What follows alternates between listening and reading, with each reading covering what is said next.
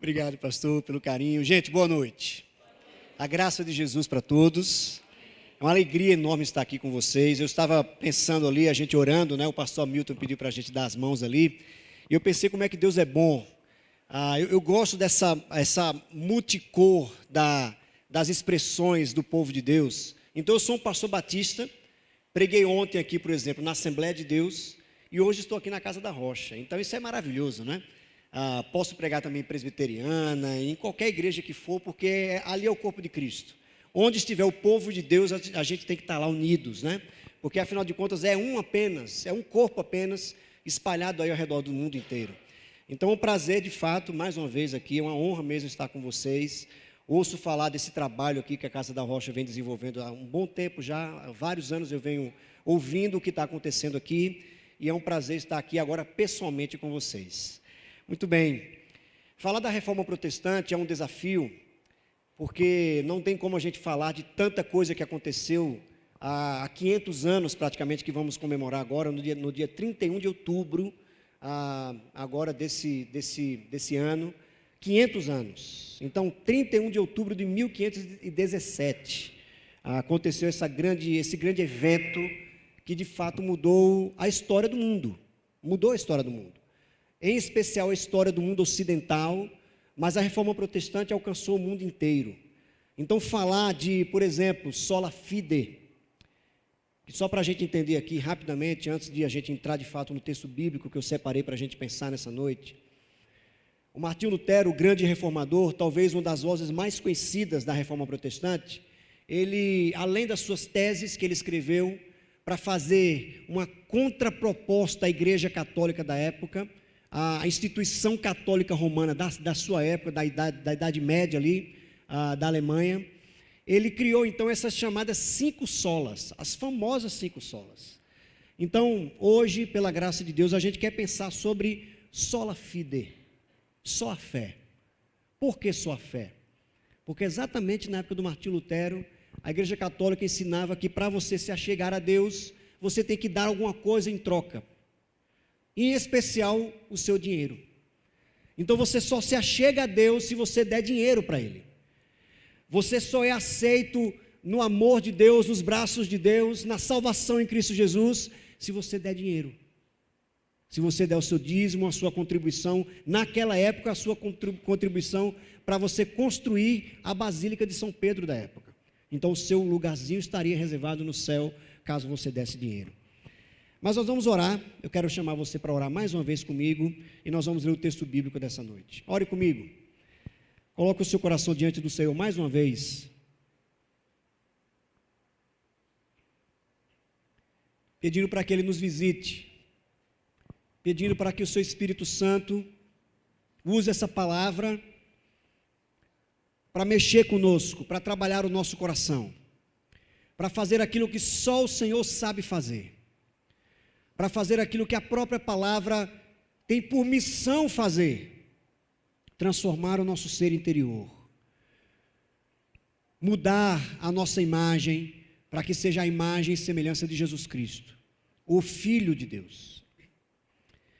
Senhor, no nome de Jesus, estamos aqui, com essa responsabilidade enorme, imensa, de falarmos da Tua palavra, a palavra escrita, revelada, a palavra que é espada de 2 gumes, que entra lá no mais profundo do nosso ser e faz o que faz o que nenhum livro, faz o que nenhum autor, faz o que nenhum homem desse mundo pode fazer, nos transformar verdadeiramente. Então pedimos, Senhor, que essa palavra faça isso nessa noite, para a glória do Senhor e para o benefício da nossa alma, no nome de Jesus, amém e amém. Hebreus capítulo 11, por favor, abra sua Bíblia comigo lá, caso você tenha o seu smartphone também, acompanhe comigo a leitura do texto. Se você não tem nenhum texto aí, nenhum smartphone, apenas ouça a leitura do texto bíblico. Hebreus capítulo 11, nós vamos ler alguns versículos do capítulo 11, vamos começar no versículo primeiro, depois vamos pular para o versículo 24.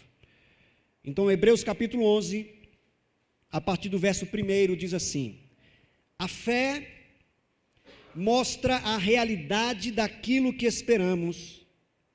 Ela nos dá convicção de coisas que não vemos. Versículo 2. Pela fé, pessoas em tempos passados obtiveram aprovação.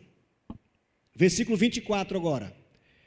Pela fé, Moisés, já adulto, recusou ser chamado filho da filha do faraó, preferindo ser maltratado junto com o povo de Deus, a aproveitar os prazeres transitórios do pecado. Considerou melhor sofrer por causa do Cristo do que possuir os tesouros do Egito, pois tinha em vista sua grande recompensa. Pela fé, saiu do Egito sem medo da ira do rei e prosseguiu sem vacilar, como quem vê aquele que é invisível. Pela fé, ordenou que o povo de Israel celebrasse a Páscoa e aspergisse com sangue os batentes das portas, para que o anjo da morte não matasse seus filhos mais velhos. Então, falar de fé nessa noite, ao mesmo tempo que é um desafio para nós, é um dos principais temas das Escrituras Sagradas, porque é através da fé que nós temos acesso ao próprio Deus. Em contraproposta, então, à Igreja Católica de sua época, Martinho Lutero disse: olha, não é o dinheiro, não é a barganha, não é algum benefício que eu possa dar para Deus, para que Ele se vire para mim e diga: tudo bem, você pode vir, você pode entrar na minha presença. Então o tema da fé para nós que somos cristãos é importantíssimo, é fundamental, é um tema caríssimo, porque é apenas por meio dela que nós podemos ter acesso a Deus, só por meio da fé. Mas o que é a fé? Isso é uma pergunta importante. O que é a fé? A fé não é meramente um pensamento positivo, como a gente diz aqui no Brasil, né, a cultura brasileira: não, vai dar tudo certo, no final das contas tudo vai dar certo.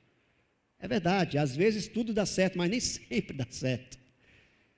Tem coisa que a gente quer que dê certo, mas nem sempre dá. Então fé não é pensamento positivo, fé não é otimismo.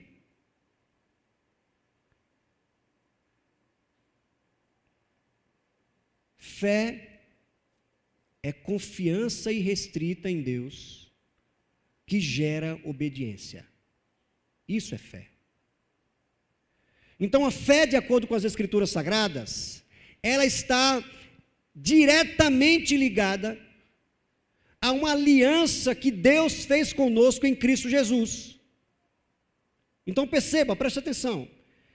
De acordo com o livro de Abacuque, por exemplo, que é de lá que o apóstolo Paulo toma emprestado esse tema da fé, nós veremos então, de acordo com o profeta, que o justo viverá pela... Todo mundo sabe disso. Mais uma vez, o justo viverá pela fé. O justo viverá pela fé. Então nós concluímos de cara, sem antes compreender melhor o que o profeta de fato quer dizer, que nós viveremos através da nossa confiança em Deus. Tudo bem, não está errado a priori. Não está errado a priori. Mas existe uma coisa a mais, existe algo a mais.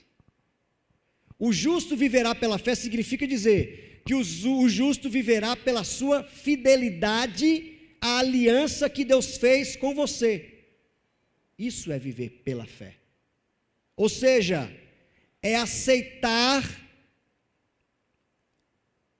as condições, entre aspas aqui, as condições que Deus coloca diante de nós para nós nos relacionarmos com Ele.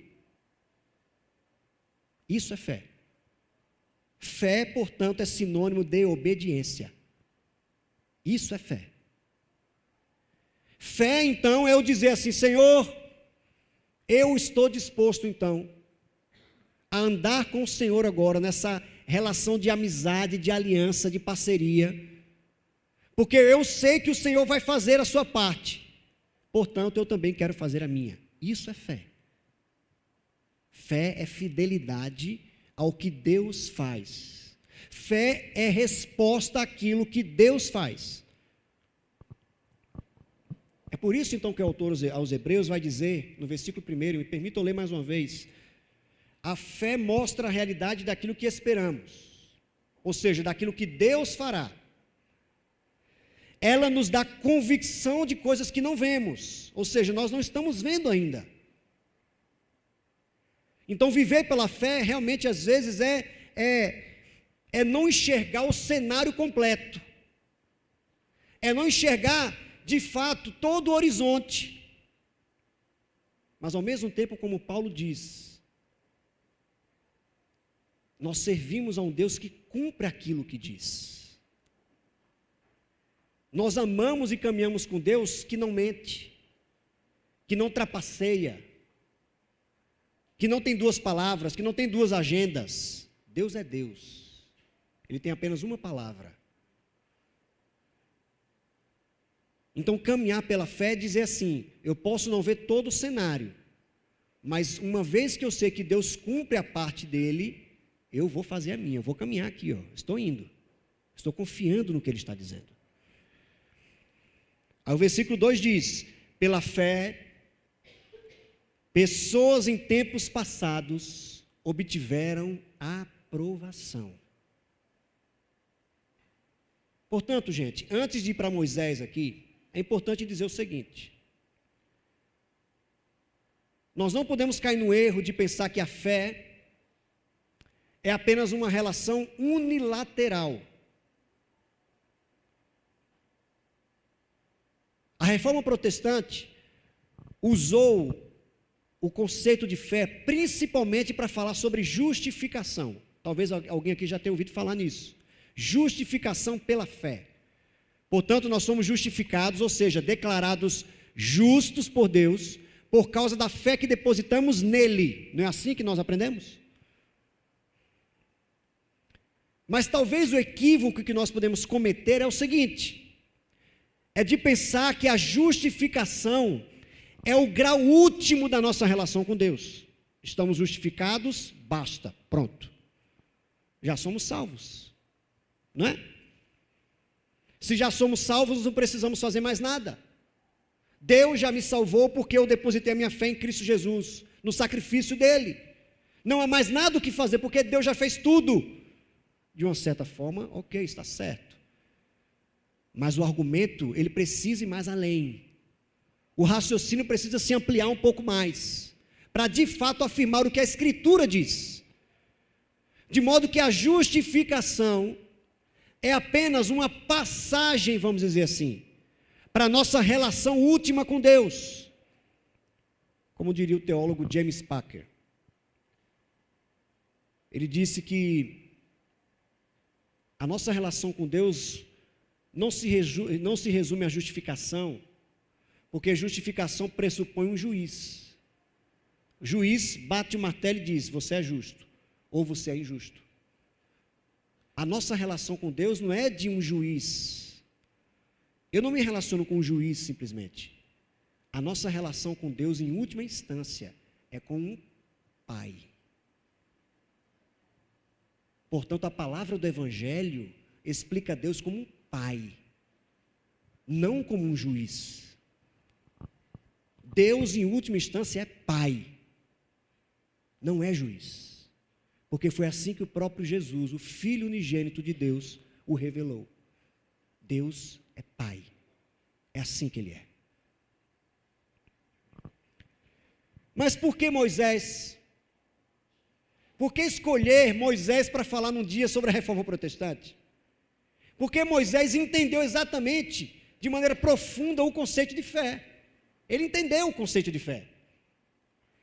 Quando Deus, o Eu Sou, o Jeová, se revelou a ele ali naquela sarça ardente, a partir daquele momento, mas depois se revelou de outras formas, em outras maneiras, em outras ocasiões, Moisés conseguiu aprender de fato o que é essa fé.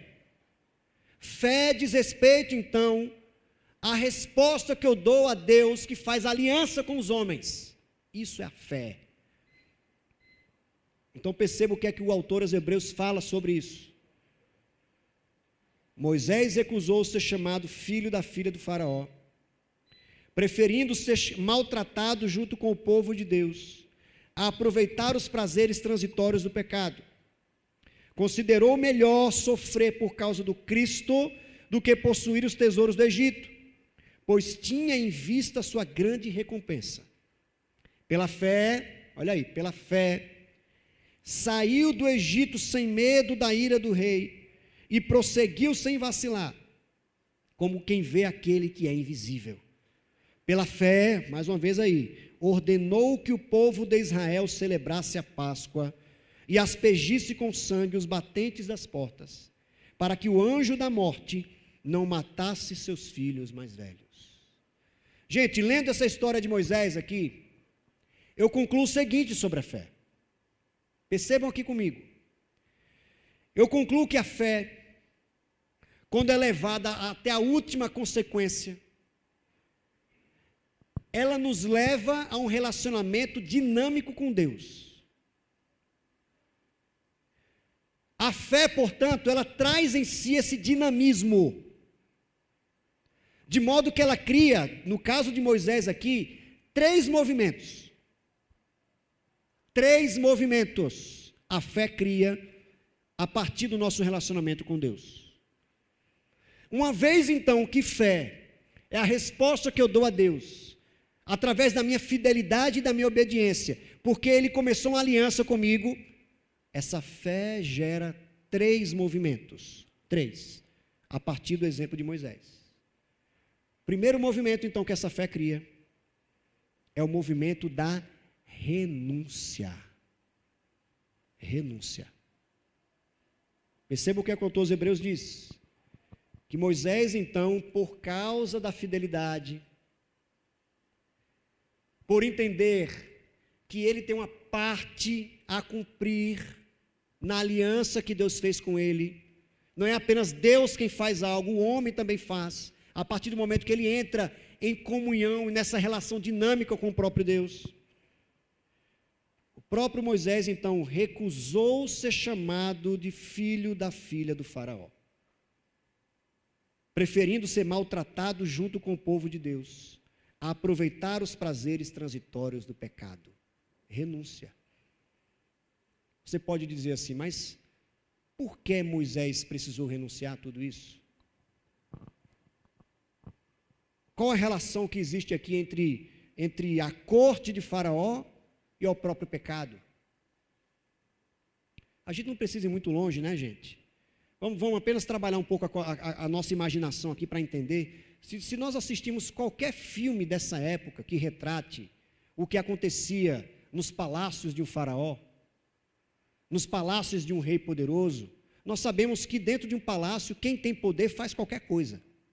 Não é assim que acontece? Quem tem poder faz tudo. Quem tem poder tem direito a tudo. Mulheres, riquezas, benefícios, privilégios, o melhor, do bom e do melhor. Tem direito, inclusive, a sentenciar a morte de alguém. Tem direito a tudo. Então, o que o autor aos Hebreus quer dizer aqui, ele quer trazer aqui para nós o espírito, vamos dizer assim, o espírito desse mundo. Não é apenas uma relação de Moisés com os benefícios de um palácio. Não é apenas isso. O que o autor aos Hebreus quer nos colocar aqui é que todos nós estamos, vira e mexe, numa relação ou num espaço que Moisés também se encontrou. Nós não precisamos estar no palácio de um rei, no palácio do rei do faraó, do faraó. Não precisamos ser milionários. Não precisamos estar lá em Brasília, gozando de todos aqueles benefícios que nós aqui damos para eles, né? Infelizmente. Não precisamos disso, para muitas vezes incorrermos no perigo de estarmos cara a cara com o pecado. Não precisamos. Sabe por quê, gente? Porque o pecado é uma realidade interna ao ser humano. Não é apenas externa. O pecado, portanto, é uma relação, ou uma realidade interna ao ser humano. Ele habita na alma do homem. E mais do que isso, pode fazer merchandise aqui? Não é pecado não, né? Que é o que vai sair pela graça de Deus no meu livro agora, em março de 2018, pela editora Mundo Cristão, O Desejo Corrompido. Então, nesse livro eu tento mostrar que o pecado, ele escolheu habitar exatamente no desejo. É ali que o pecado habita. Olha que curioso. O pecado é um bicho, como diz lá no Nordeste, tão danado.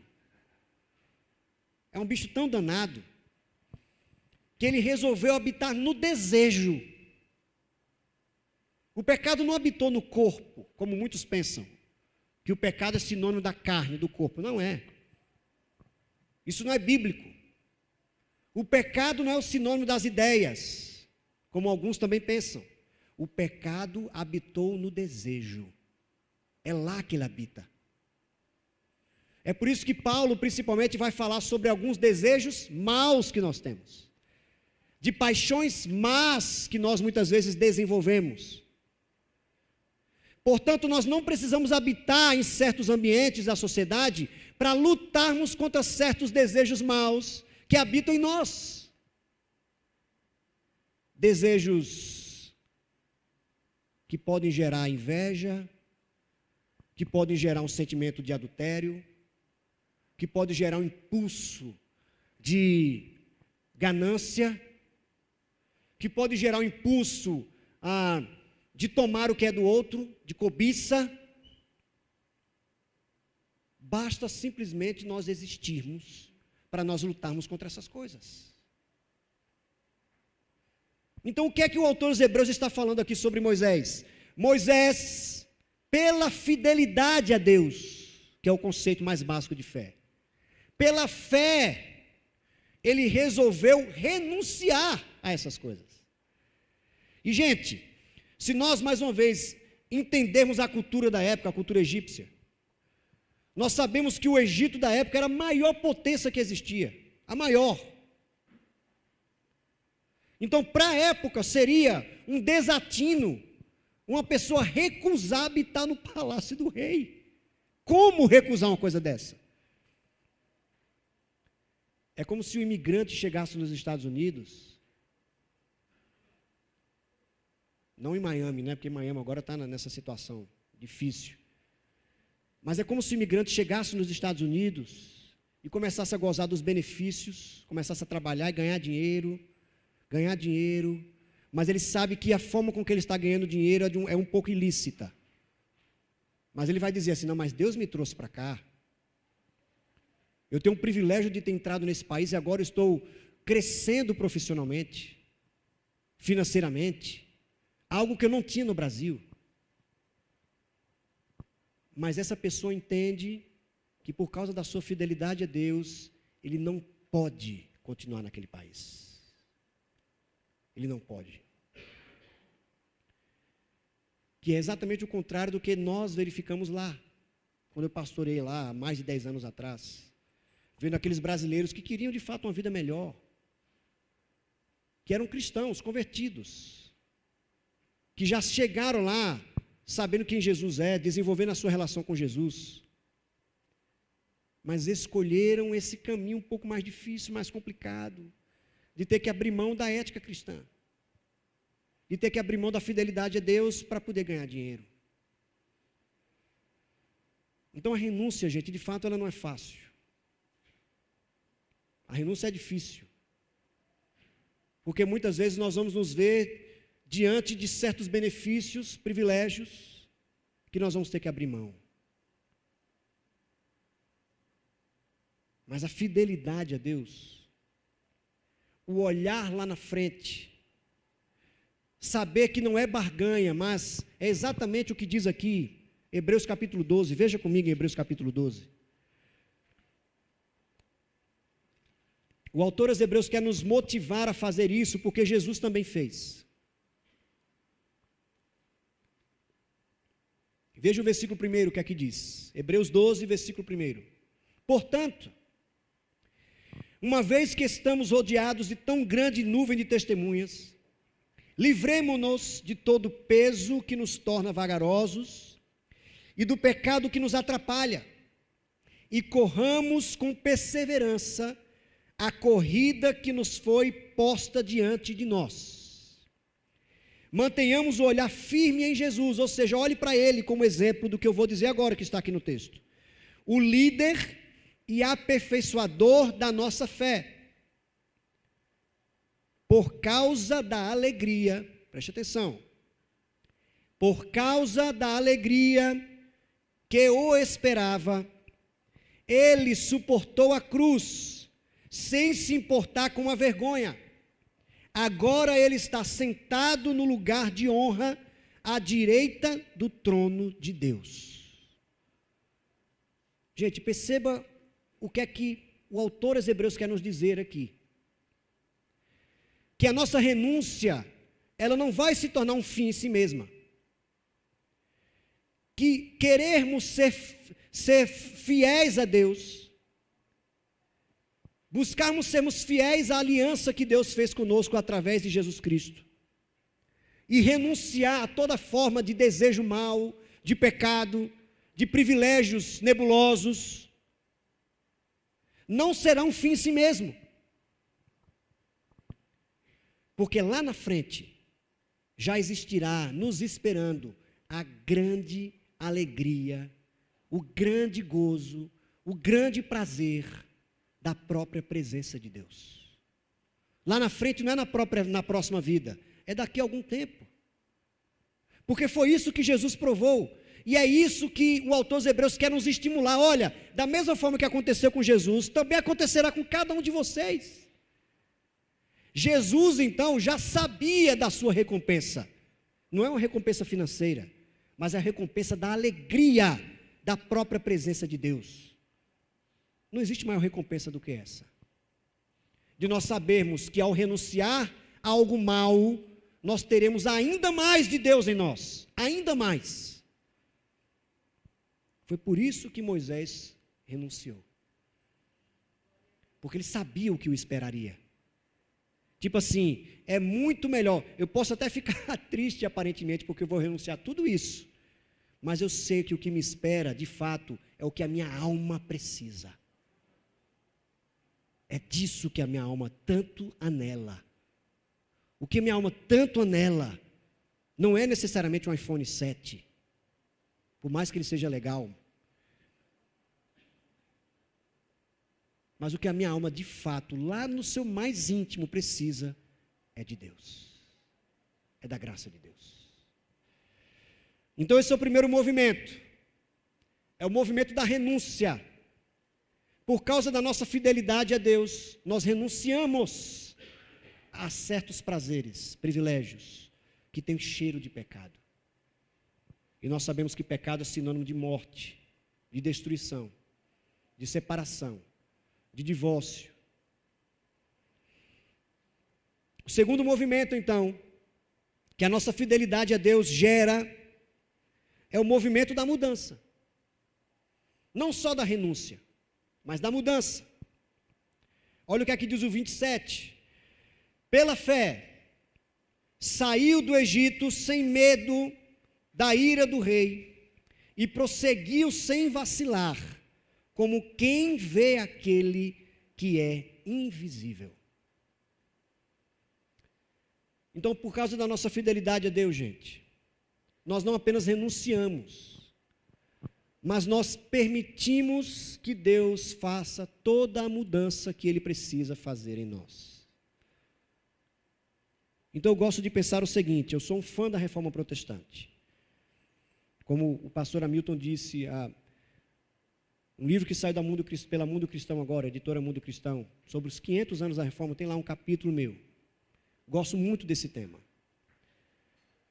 Mas quando se fala em Reforma Protestante, a gente não pode ficar apenas aqui no que a gente chama de mundo das ideias, discutindo doutrina, discutindo credos, confissões. O que mais nos interessa de fato é aquilo que tudo isso aqui pode fazer na nossa vida cotidiana.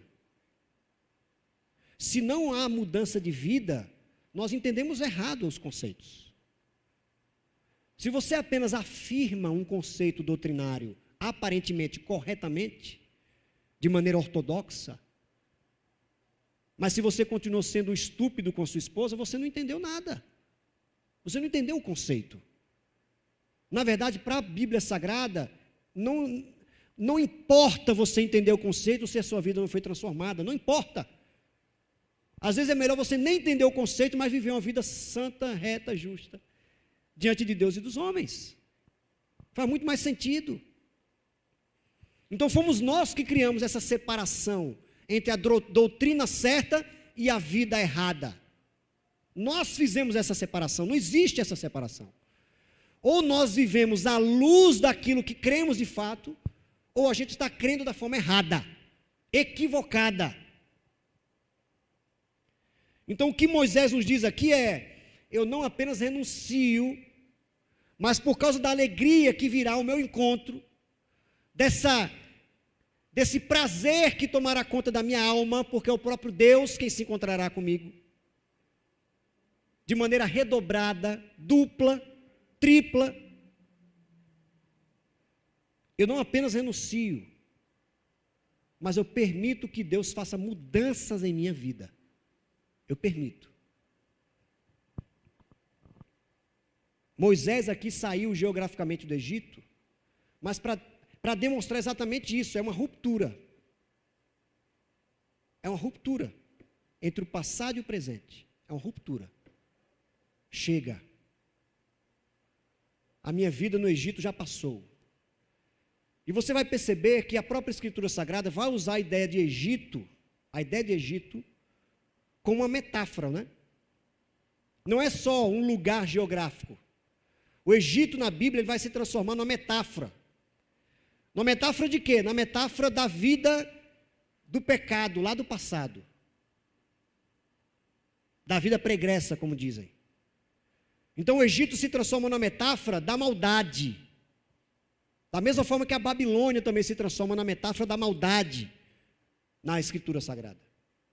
Então o que é que Moisés fez? Ele fez uma ruptura mesmo. Uma ruptura. Eu permitirei então que Deus comece a fazer essa lavagem na minha alma. Essa mudança de dentro para fora. É uma ruptura mesmo, é o antes e o depois. É o antes e o depois. É como diz um certo autor chamado Dallas Willard. Ele faz uma equação muito interessante que eu não havia parado para pensar nessa equação ainda. A equação é assim: fé mais obediência é igual a vida abundante.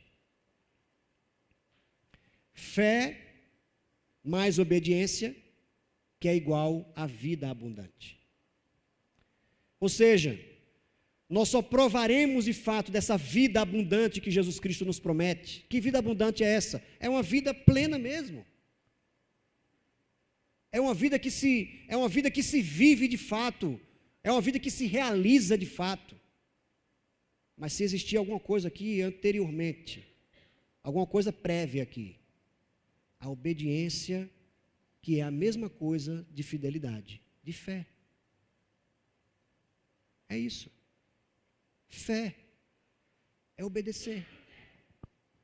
É permitir que Deus faça aquilo que Ele precisa fazer na sua vida. É permitir que Deus trabalhe em certas áreas da sua vida que você ainda não permitiu. Eu quero repetir algo que eu disse ontem aqui na Assembleia de Deus. No aniversário lá da igreja, aqui na Assembleia de Deus, sede aqui de Madureira. Nós desde crianças, para conseguirmos responder a uma noção de angústia profunda que todos nós temos, há uma noção de medo, há uma noção de que parece que a qualquer momento a morte vai nos abocanhar, vai nos pegar. Nós desenvolvemos isso desde crianças. Então, para tentarmos nos proteger desse mundo aparentemente mau, e para tentar nos proteger disso também que está dentro de nós, nós começamos a criar certas máscaras, certos muros de proteção. Nós começamos a criar certos... A gente coloca um verniz no nosso eu, na nossa identidade, porque nós tememos que as pessoas de fato, e não só as pessoas, a gente teme que também Deus perceba o que de fato está lá dentro. Nós tememos. Nós fazemos isso então como uma forma de proteção. É uma forma da gente se proteger. Porque nós tememos os julgamentos alheios, nós tememos as reprovações dos homens, nós tememos não sermos amados, não sermos aceitos, nós tememos. É por isso que nós criamos as nossas máscaras, os nossos muros de proteção, os nossos escudos de identidade, mas que são todos eles falsos. São ilusões, são invenções nossas. E a grande questão da fé cristã, gente, é a seguinte, preste atenção. É a coragem que nós teremos de permitir que Deus destrua essas barreiras. Só assim haverá mudança. A nossa identidade só é transformada de fato quando nós permitirmos que Deus adentre essas camadas que nós criamos para tentar nos proteger, para tentar esconder o nosso verdadeiro eu. É Deus, ele tem que invadir essa camada, todas essas camadas, para chegar até o íntimo do nosso ser e ali promover as mudanças que Ele precisa promover. A pergunta é, nós teremos coragem? Nós faremos como Moisés, que por causa da fé, por causa da fidelidade, porque ele estava vendo lá na frente o seu grande benefício, que é o próprio Deus, que é a própria presença de Deus, ele permitiu que as mudanças fossem feitas. Ele permitiu.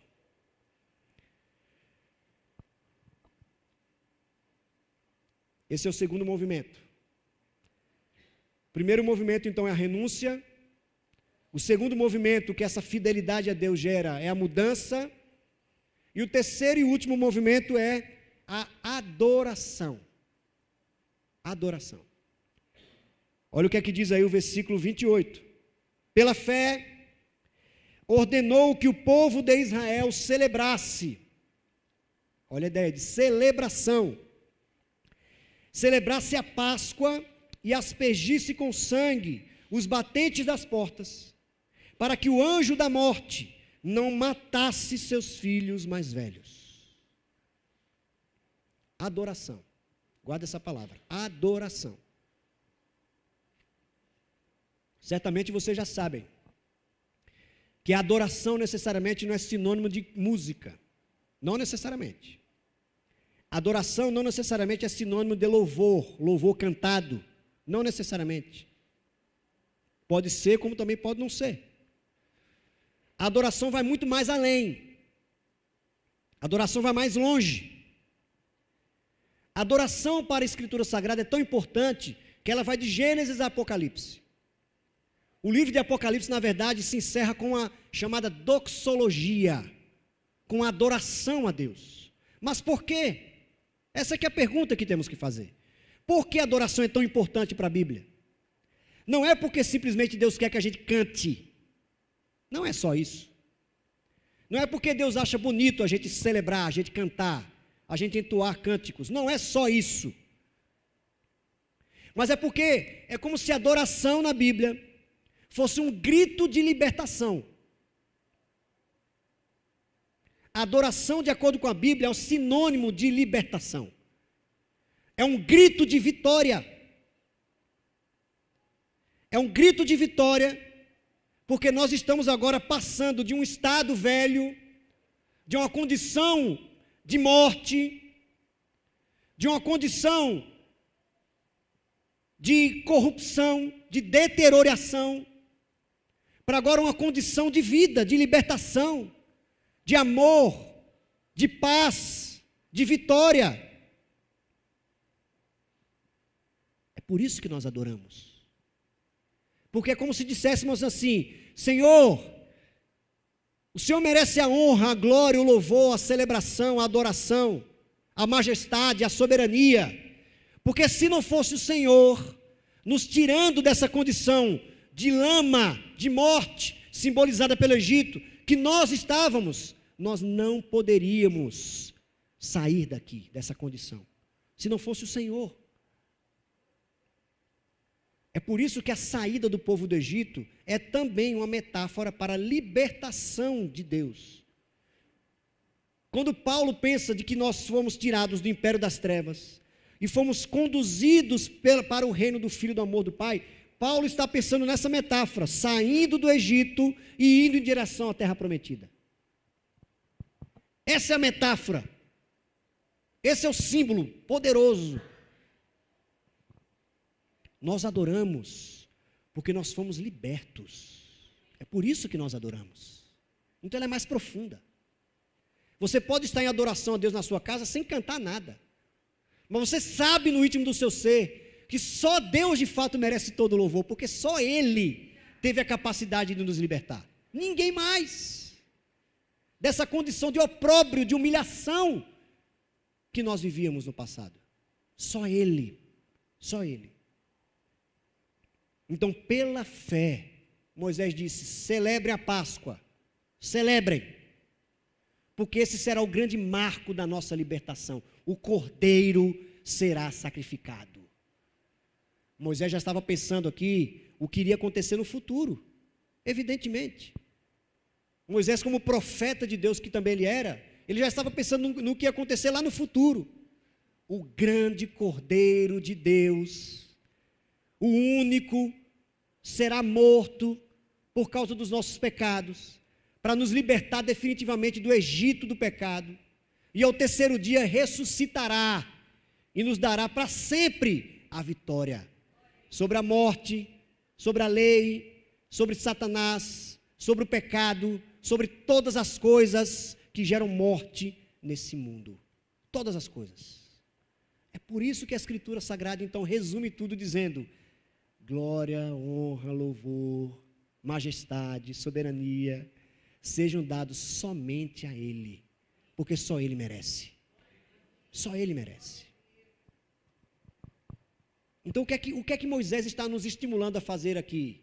Pela fé, adore, mesmo se tudo estiver um caos, mesmo quando tudo diz ao contrário para nós, mesmo quando parece que o faraó, simbolizado aqui como maldade mesmo, né?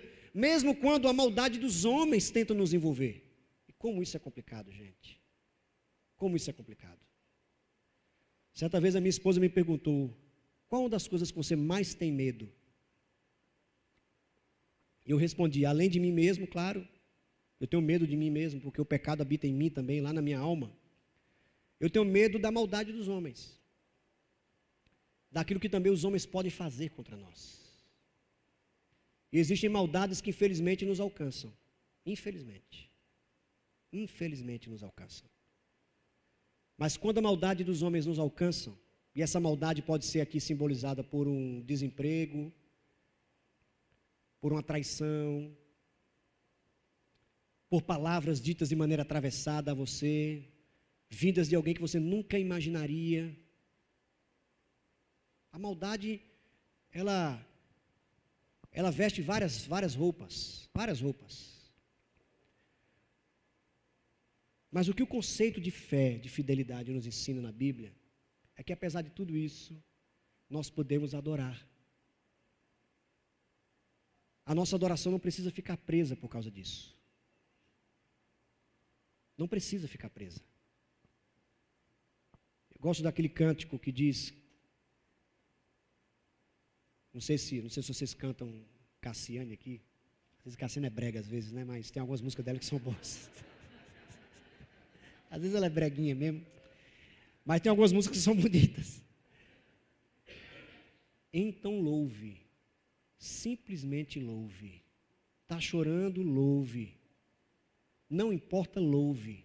O seu louvor invade os céus. Nessa ela acertou. Essa é bonita. Essa é bonita.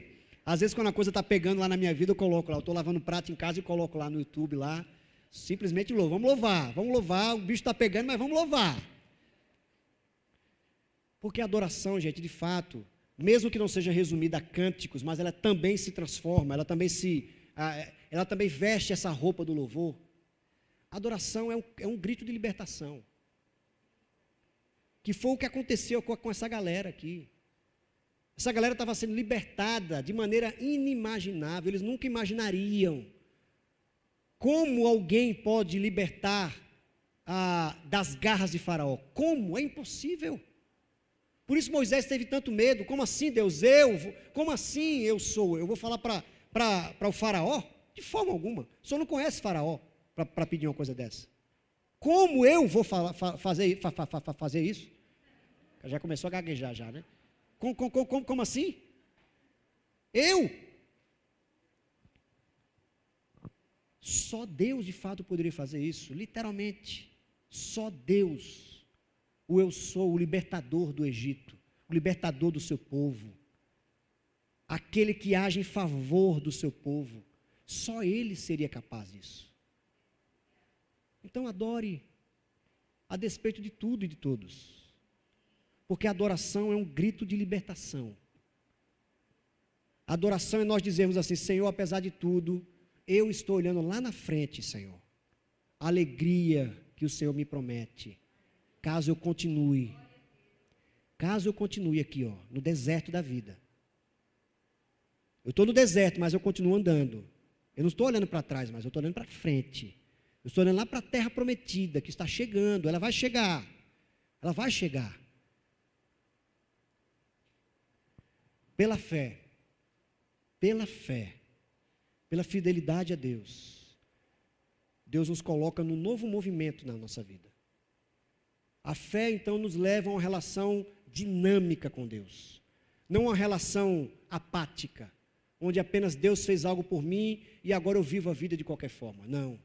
A fé me coloca em uma relação dinâmica com Deus, onde Ele faz a sua parte que eu não poderia, mas eu respondo também, com um sim. Eu respondo com o coração aberto, dizendo: Senhor, eu renuncio, porque eu sei que vale a pena renunciar. Senhor, eu quero mudanças, porque eu sei que o que o Senhor tem para o meu coração é melhor do que aquilo que eu queria para mim mesmo. E Senhor, eu vou adorar, eu vou celebrar, porque aquilo que o Cristo fez ao morrer na cruz e ser ressuscitado, nada nem ninguém poderia ter feito. Então, toda honra, toda glória, todo louvor sejam dados somente a Ele. Vamos orar. Ore comigo.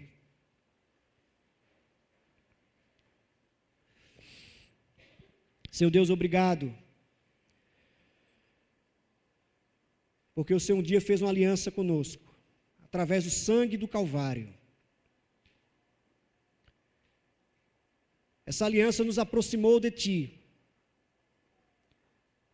e fez com que se iniciasse uma nova relação, não uma relação apática, não uma relação unilateral apenas do Senhor para conosco, mas uma relação dinâmica, uma relação onde o movimento está sempre presente, uma relação onde o Senhor faz algo, mas também nós fazemos. Isso é fé, isso é fidelidade. O justo viverá pela sua fidelidade a Deus. O justo viverá pelas respostas positivas que ele dá a Deus, não apenas daquilo que ele espera que Deus faça por ele, mas também daquilo que nós podemos, Senhor, fazer. Renunciar, permitir que o Senhor mude, adorar. Então nos ajude, Senhor, a termos mais essa fé. Produza mais em nós a atitude, a disposição de nós respondermos positivamente ao Senhor, para que sejamos a imagem e semelhança de Jesus Cristo, o Filho amado do Senhor. Tenha misericórdia de nós, Senhor. É assim que nós oramos, em nome do Pai, do Filho e do Espírito Santo. Amém. E amém. Amém, gente. Obrigado. Deus abençoe vocês. Amém.